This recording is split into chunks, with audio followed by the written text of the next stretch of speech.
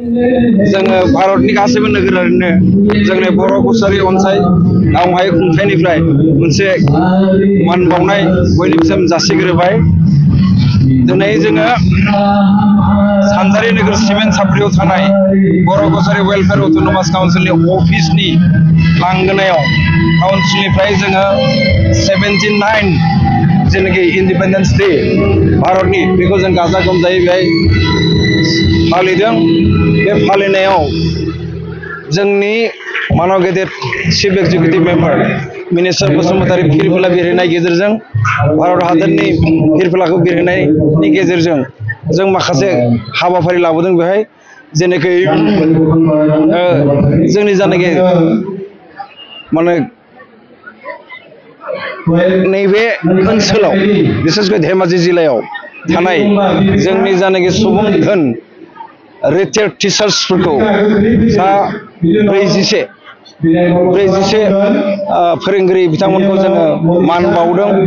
बिथांमोननो मान बावनो थांनायाव जोङो मोनसे मान बिलाइजों लोगोसे मोनसे ममेन्ट' मोनसे जोंनि काउन्सिलनि एनुवेल रिपर्ट आरो सिनायथि होननाय मोनसे बिजाब जों बिथांमोननो हरफादों।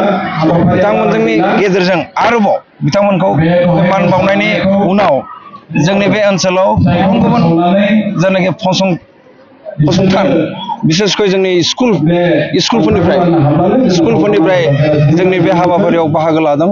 गोबां हायार सेकेन्डारि हाई स्कुल गुदि फरायसालि बिथांमोननिफ्राय जोंनि बेहाय मोसानाय बिथांमोननि पेट्रियटिक जानाखि डेन्स बिथांमोननि पेट्रियटिक जानाय संस बिथांमोना पारफर्म खालामदों। बिथांमोननिसिम जोंनि खुंथायनि जानानै रोजा रोजा साबायखर।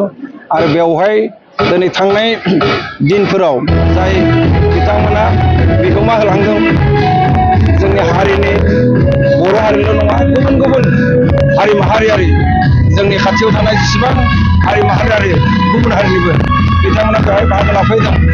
बिथांमोनखौबो जोङो दिनै मान बावनायनि गेजेराव रिटायार्ड टिचारफ्रा बिथांमोनाबो दंमोन। बिथांमोनखौ लाखिदों जों बर'खौ लाखियाखै बिथांमोनखौ लाखिदों। आरो पेट्रियटिक डेन्सफोराव पेट्रियटिक संसफोराव गुबुन गुबुन हारिफ्रा हारि माहारिफ्राबो बाहागो लादों।